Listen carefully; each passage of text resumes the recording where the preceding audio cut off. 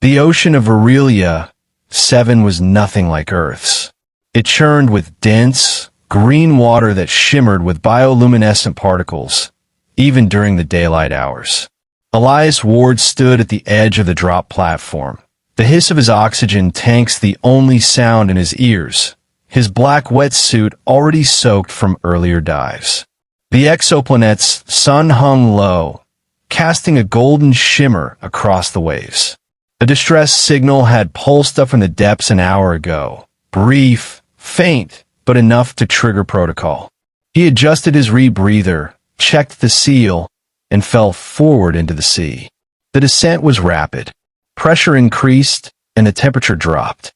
Aurelia's oceans were layered like an onion, each level darker, stranger, more hostile. A burst of movement passed his left, a swirl of iridescent fish that shimmered like broken glass. Elias ignored them.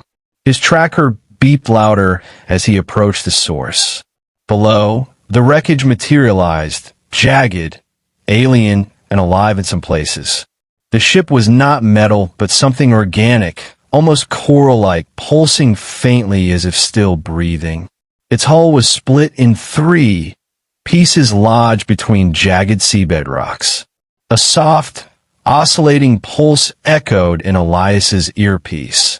An emergency beacon, still alive, still screaming. As he moved closer, something shifted in the shadows. Movement. He activated his headlamp. It caught on wet fur. Not fish, not a seal, something else. The creature flailed weakly in the current, caught beneath the skeletal wreck. Elias' gut tightened. It looked like a wolf. But no wolf had 6 toes or bioluminescent veins running along its ribs. It turned its eyes toward him, huge, gold, filled with pain but unmistakably aware. He acted without hesitation. Pulling his vibra cutter from its sheath, Elias sliced through a twisted piece of organic hull. The creature's leg was pinned. He tried to move it gently, but it let out a whimper that vibrated through the water like a bell struck too hard. Then he saw it, smaller limbs tucked beneath the larger body. There was a second one, a pup. The adult was shielding it. Elias reached for the smaller one first. It barely moved, but was still alive. He tucked the pup into the crook of his arm, keeping it close as he worked the cutter again. The adult bared its teeth in reflex, a silent snarl disrupted only by its labored breathing. Blood, dark blue in this alien water, trailed from a wound on its shoulder. The wreck groaned around them. A shelf of hull above shifted dangerously. Elias didn't have time. With one last cut and a strong heave, he pulled the adult free. It collapsed in his arms, too weak to resist. He kicked up, activating his ascent drive. The current pulled them all toward the light. Back on the surface, he dragged the creatures into the recovery chamber of his dive vessel, sealed it, and began pressurization. The pup gasped once, then began breathing shallowly. The adult coughed up seawater, its body trembling, and opened its eyes. Elias backed off, unsure what to expect. The creature tried to stand, snarled again, and then collapsed, its chest rising and falling steadily. He knelt near the pup, checking for wounds. Its fur was finer, more silver than gray, and its body was warm to the touch. A pulse, faint but steady, fluttered beneath his fingers. The adult let out a low sound, something between a growl and a whimper. Elias turned slowly, raising his hands. He didn't move closer. "I'm not your enemy," he said quietly, knowing it didn't understand. But something passed between them. The adult's gaze dropped to the pup. It shifted slightly, pushing itself toward the younger one. Its body trembled violently with the effort, but managed to pull the pup close under one foreleg. Its breathing calmed. Elias exhaled. He moved to the cockpit and triggered a medical scan over the chamber. No known pathogens. No life-threatening readings for now. Still, he initiated quarantine procedures. Whatever these beings were, they weren't in any known database. Night fell over Virelia's surface as he logged the event. The wreckage had markings, symbols etched into the living metal. It wasn't of human origin. Not colonial, not corporate. Something else. The signal that had drawn him down had shut off the moment he retrieved the creatures. Almost like it was waiting for someone. Elias sat in silence. The weight of it pressed on him. He'd seen combat, worked salvage ops in dangerous quadrants, even survived the orbital collapse on Phoenicia 3. But this was different. These weren't just survivors. There was something wholly other. Hours passed. He checked the chamber periodically. The pup now lay nestled against the adult's chest, its tiny limbs twitching in sleep. The adult's eyes fluttered, opened once, met as again. No longer threatening, just tired. He made a note. Signs of intelligence, protective instinct, controlled aggression, complex emotional response. He didn't sleep. In the morning, he was preparing to request extraction and backup when he paused. Something wasn't right. He played the beacon audio again, slowed down. It wasn't just noise. There were rhythmic patterns, almost like language. Elias isolated one sequence. A low pulse, followed by 3 rising tones, then a silence. Again. A message. A call for help. But not to him. He stared at the console, unsure whether to report this yet. His gut told him no. His mind, trained in protocol and loyalty, urged caution. He returned to the chamber. The adult was awake now, staring directly at him. Not aggressive. Not calm. Just watching. The pup stirred, opened its eyes, and looked up at Elias with a strange clarity. That was when it hit him. The wreck wasn't random. The signal wasn't a distress call. It was a beacon, a trap, or perhaps a test. And he had answered it. As Elias stood between the creatures and the world above, he knew with chilling certainty that his life had just crossed a threshold, and there would be no going back. The adult wolf, no, alien, Elias reminded himself, paced the perimeter of the quarantine chamber with slow, limping strides. Its eyes followed his every movement, and though it made no attempt to attack, the tension in its body was unmistakable. The pup slept soundly, curled beside a heat panel Elias had adjusted to a lower setting, simulating a terrestrial warmth. They didn't appear to be cold-blooded, but the alien physiology was still a mystery. Elias leaned against the chamber window, taking detailed notes into his log. Every few minutes, he replayed the encoded beacon from the wreckage, its rhythmic pulse scratching at the edge of comprehension. It wasn't human. That was obvious. But there was structure, syntax, repetition, intent. He had submitted a partial report to the colony's orbital outpost, keeping the full extent of the encounter vague. There was a gnawing discomfort in his chest that tightened whenever he considered sharing everything. Something in the adult's gaze warned him, perhaps irrationally, that trust would be costly. Later that morning, as the ship cut slowly across the shallow ridge of Aurelia's 77th ocean, Elias initiated a medical analysis on the pup. Passive scans only, no invasive methods. He wasn't willing to risk distressing the adult. The data returned puzzling results.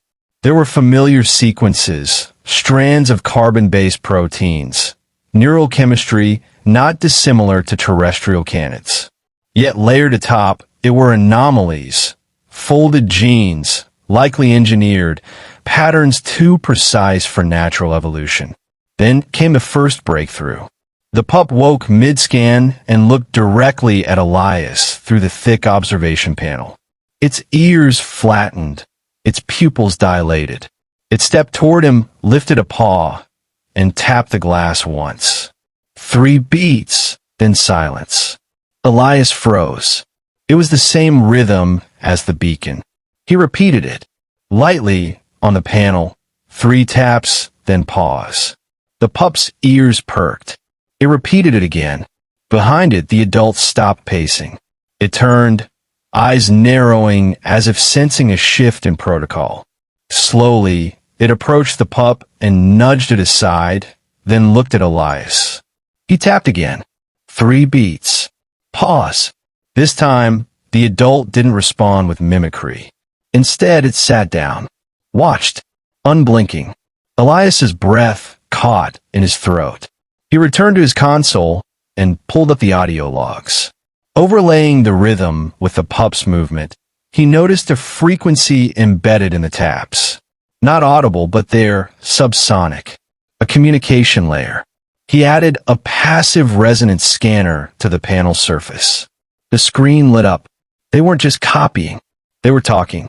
That night, Elias couldn't sleep. Not because he was afraid, but because his mind was racing. The idea of first contact had always felt like a distant abstraction, something that happened to scientists, diplomats, or generals. But he was alone. There were no protocols for this level of intimacy, no guidebook for bonding with a potentially intelligent alien species that resembled Earth's own predators. At 0300 ship time, he returned to the chamber. The adult, alert as ever, rose from its spot beside the pup. Elias activated the external projector, displaying a soft field of symbols and images on the wall of the chamber. Basic shapes, numbers, a simple visual code. The adult's gaze moved from image to image. When a triangle appeared, it growled softly. A square, nothing. A repeating sequence of symbols. It grunted briefly, sharply. Elias made notes.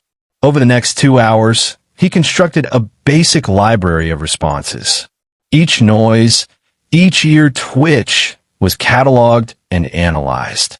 The pup began participating too, its reactions quicker, more curious. It didn't fear Elias. It mimicked him, copied his hand motions the way he sat. And then, just before dawn, something incredible happened. Elias displayed a symbol he'd marked for himself. A stick figure, a crude representation of a human. The adult stepped forward. It looked from the image to Elias, then to the pup, then back. And it growled, not low and aggressive, but rhythmic. Like speech. A pattern. He played it back, slowed it down. It was 3 syllables. Almost a name. Shareth. He said it aloud. The adult's ears twitched. Not quite a response, but not rejection either. He pointed to himself. Elias. He repeated the gesture. Elias. The pup watched wide-eyed, then lifted its paw and tapped the panel again. This time for beats. 1, 2. Short pause. 1, 1. He replayed it. It was a mimic of his voice pattern. Not exact, but similar. It was trying to say his name. Elias sat back, overwhelmed. Whatever the species was, they weren't just intelligent.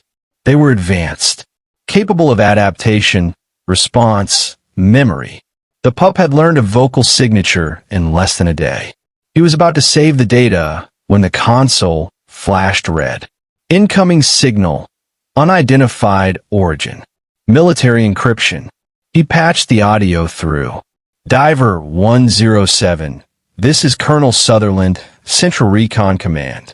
We received your partial transmission. Stand by for boarding and specimen retrieval. ETA, 12 hours. Elias's blood ran cold.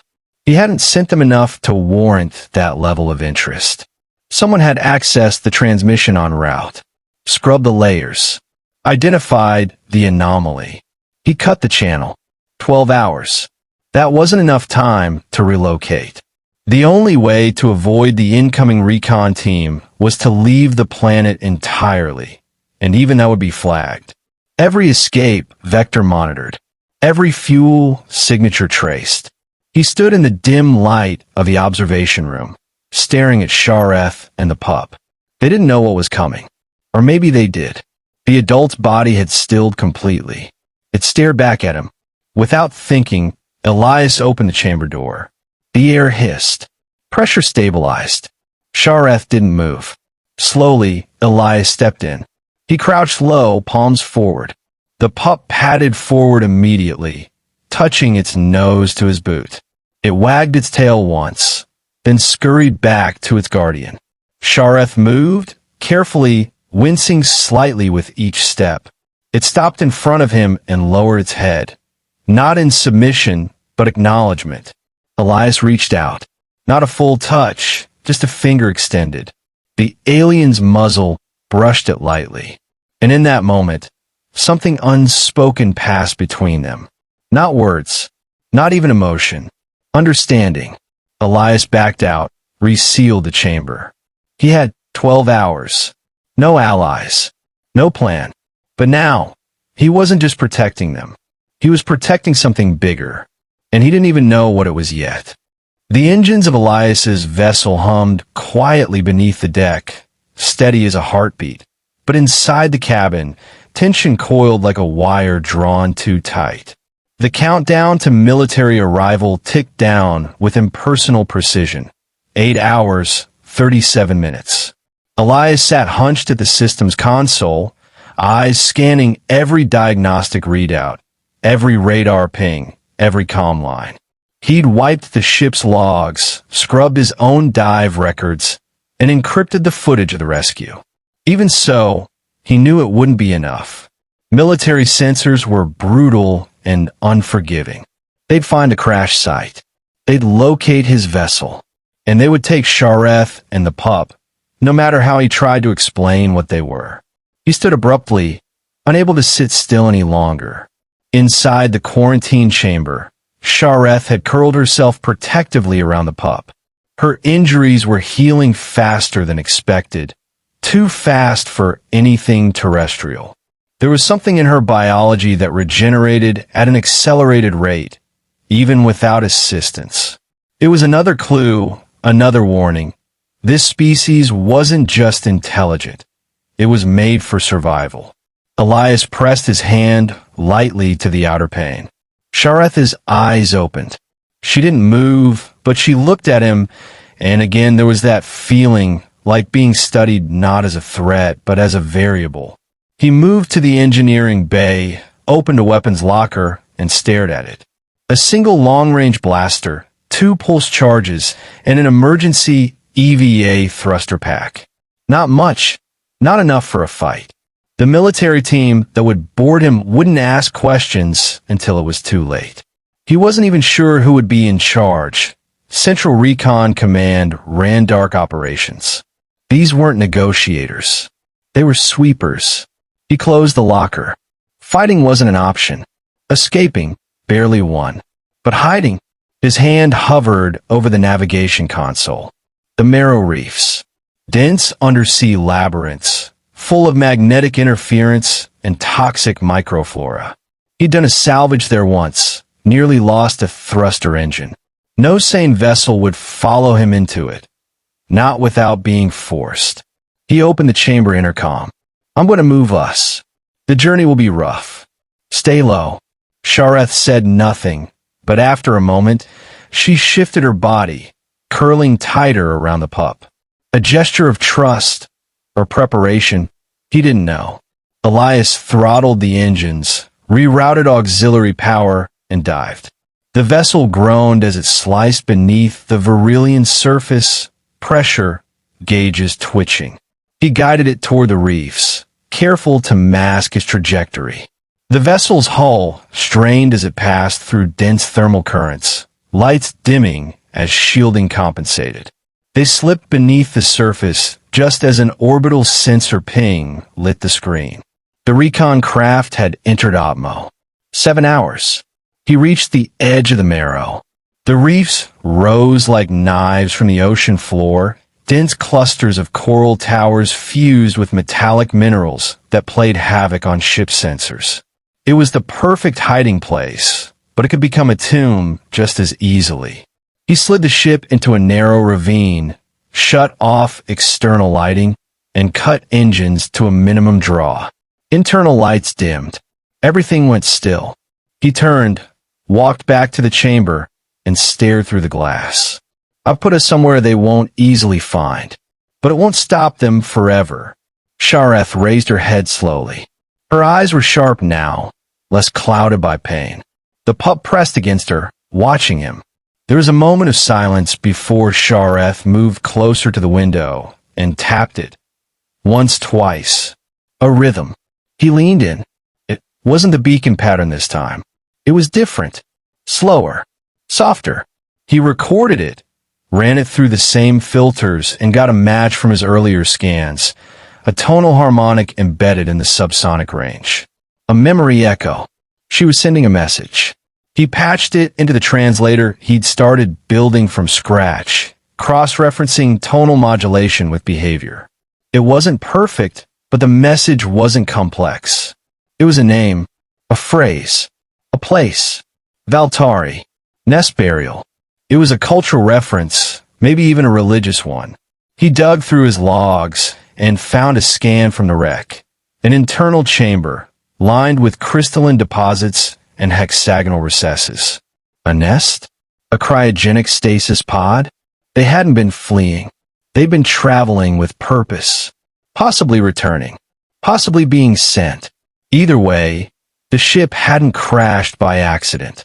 It had been shot down. And that meant someone else had already encountered Shareth's kind and seen them as a threat. Elias's stomach turned. He returned to the console. A ping lit up on the outer perimeter. The recon vessel had entered the ocean. Passive sonar confirmed its path. It was moving slower than expected, cautious. They knew he was hiding. He activated the acoustic shield.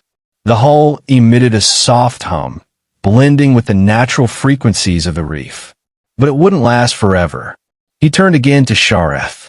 You knew the signal would draw attention, he said quietly, not expecting an answer. You waited for someone like me. Not military. Not command. Someone alone. Shareth blinked once. Elias sat down beside the chamber, knees to his chest. The hum of the ship faded into a background murmur. I've been alone for years, he whispered. It's easier that way. People die when you let them get too close. The pup stirred, made a small sound like a chirrup. Shareth placed a paw over it gently. Elias sighed. They'll take you. They'll cut you open. Dissect you. Not because they're evil, because they're afraid. You're something new. Something they can't control. He closed his eyes, let the silence stretch. I think I'm afraid too. He didn't move for a long time. When he opened his eyes again, the countdown was below 3 hours. The recon craft had paused, likely scanning. He imagined the sweep of thermal sensors, radar pulses. He imagined the faces of the soldiers, clean uniforms, steady hands, eyes trained to eliminate variables. Trained to eliminate threats. He stood. There was only one chance. He triggered the emergency beacon override, a distress signal routed to a false location. One of his old dive points, 20 kilometers north. It would only delay them for an hour, maybe less, but might be enough. He turned to the chamber. I'm going to open the door, he said. You'll have to trust me. If you want to survive, we move together. Shareth stood. She didn't growl, didn't posture. She stepped forward. Elias keyed in the pressure equalizer and unlocked the chamber. The door hissed open. For a breathless second, nothing happened. Then Shareth stepped out, pup at her side. They stood before him, tall, silent, alien. And Elias Ward extended his hand. Shareth looked at it. Then, slowly, she brushed it with the side of her face. It wasn't submission. It was consent. He led them down the corridor, past the flickering lights of the dormant systems, toward the escape module. A small, silent pod tucked beneath the ship's belly. Not much room. No weapons. But enough to travel. He set the coordinates for one of the old orbital junk stations. Hidden. Abandoned. No longer on the registry. He looked at Shareth. You ready? She gave no answer, but she stepped in first. The pod sealed behind them. Above, the recon team was closing in, but Elias didn't look back. The escape pod jettisoned without sound, its launch masked by the churning interference of the reef. Pressure fluctuations shielded the thermal wake, while dense mineral strata cloaked their departure from radar. Elias sat in the co-pilot's seat, eyes fixed on the fading silhouette of his vessel disappearing beneath the folds of silt and shadow. It felt like watching a part of himself sink away, unrecoverable. Shareth crouched in the rear compartment, body curled protectively around the pup. The small alien blinked, clearly uncomfortable in the confined space, but quiet, watching Elias with unwavering attention. The pod was designed for emergency egress. No comforts, no guidance systems beyond rudimentary stellar alignment. But it would get them where they needed to go. Elias toggled the manual navigation. The destination was still viable. An abandoned orbital shell once used as a relay outpost during the early days of colonization. Stripped of official designation years ago, it now drifted in a low polar orbit, cloaked in static and debris. Perfect for hiding. Unlivable for most. He didn't need it to be livable. He needed it to be invisible. As the pod cleared the aquatic atmosphere and breached the high orbital bands, Elias stole a glance back at Aurelia's pale blue surface. The recon vessel would already be boarding his ship. He'd left it on emergency lockdown protocols with a misleading crash report. With any luck, they'd assume he drowned trying to flee. He wasn't coming back anyway. The pod drifted into the shadow of the planet, and for a brief moment, there was silence. No signals, no stars. Just the eerie stillness of low orbit.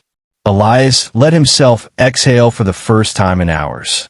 The claustrophobia was real, and the knowledge of what he'd done, defied orders, concealed first contact, committed what the military would surely call treason, weighed heavily. He glanced back at Shareth. She hadn't spoken, not in the way he understood speech, but her presence filled the space with a kind of pressure. Not menace, never that. Just gravity. Importance. Like she knew more than she could say, and was only waiting for him to be ready to hear it. "We're close," he murmured, more to himself than to them. "Another few minutes. Then we'll be hidden." Shareth blinked slowly. The pup let out a low, tonal hum. It wasn't random. It vibrated at the same frequency Elias had logged earlier. A resonance that felt purposeful. He turned on the internal recorder and captured it. Overlaid the waveforms. The pattern wasn't one he recognized, but it wasn't noise. It was a transmission. And the source wasn't just the pup. The pod's sensors began to respond. Soft flickers of data blooming across the screen. He frowned. "What did you just?" Before he could finish, the resonance spiked. Not in amplitude, but clarity. A soft chime echoed from the pod's console, an unknown frequency handshake. A signal. Elias leaned in. The code was encrypted, but ancient, something predating human colonization. He didn't understand how the pod even had the capacity to recognize it. Then he realized it wasn't the pod. It was them. The pup emitted the hum again. Shareth responded, not vocally, but with a series of gestures Elias couldn't mistake as random. She tapped the floor, raised her head, blinked once, then twice. He input the corresponding sequence into the console. A soft click. The system shifted modes. The external display activated. And outside, through the frost-rimmed viewport, something vast emerged from behind the debris field. It wasn't human. Not a ship. At least, not in the sense Elias understood. It was biological in design. Organic curvature. Membranous sails, translucent and flexing. It pulsed with soft light, orbiting in the dark like a living cathedral. The pod adjusted course automatically. "No way," Elias whispered. Shareth stood. The pod docked with the organic craft with seamless fluidity. No clang, no coupling lock. Just a soft, velvety adhesion. The door behind Elias hissed open. not because of his command, but as if the ship itself had accepted their arrival. Elias stepped out cautiously. The air was breathable, filtered with oxygen, albeit tinged with an unfamiliar musk. The walls glowed faintly, not with light, but with bioluminescent energy that pulsed in sync with his heartbeat. He walked into the corridor, footsteps muffled by the soft surface beneath him. Shareth and the pup followed, moving more confidently than he expected, as if they knew this place, or had once belonged to it. The corridor widened into a chamber where the walls arched high, webbed with light veins. Pods, similar to the one Shareth had been rescued from, lined the perimeter, each empty, each silent. Elias approached one and placed a hand against it. It was warm. "Was this your ship?" he asked. Shareth stepped beside him. Slowly, deliberately, she tapped the pod, then looked up at him. In her eyes, he saw pain, memory, loss, and then she touched her chest. The pup, the pod again. He understood. This was your family, your nest. She didn't confirm, but she didn't need to. Elias turned slowly, heart heavy. What happened to them? Shareth tilted her head. The lights dimmed slightly, and then, projected into the air, an image flickered into being. A recording, but not one from his ship. This was internal. He watched a vessel identical to this one glide through space, intercepted by angular, metallic ships. Human ships. Recon class. Warning flares. No response. Then, impact. Weapons. Fire. Ruptures. Pods launched in panic. 2 were destroyed mid-flight. 1 evaded. Shareth and the pup. They weren't invaders. They were survivors. Elias's chest tightened. His people had done this. Not out of malice, perhaps, but out of fear, and Shareth had watched it happen. He turned to her. "Why save me? After what we did?" Shareth looked at him. Then she reached out and touched his shoulder. It wasn't forgiveness. It was recognition. She saw who he was, not what he represented, and she'd made a choice. Elias stood in silence for a long time, letting the weight of it settle. Then the room shifted. A soft chime echoed. A panel opened in the floor, revealing a command console unlike anything he'd seen before. Shapes, symbols not meant for human hands, but glowing faintly as he approached. Shareth pointed to one symbol. He pressed it. A hologram unfolded, stars mapped in exquisite detail. 1 point pulsed. A distant star system, uncharted by human records. Their home. They weren't just fleeing. They were trying to return. Elias looked at her. "You want to go back?" Shareth nodded once. Elias exhaled, slowly, then nodded back. "I'll get you there." The ship responded to the vow. Engines stirred, not with noise, but with movement, a gentle drift turning into momentum. The organic walls pulsed in time with a new course.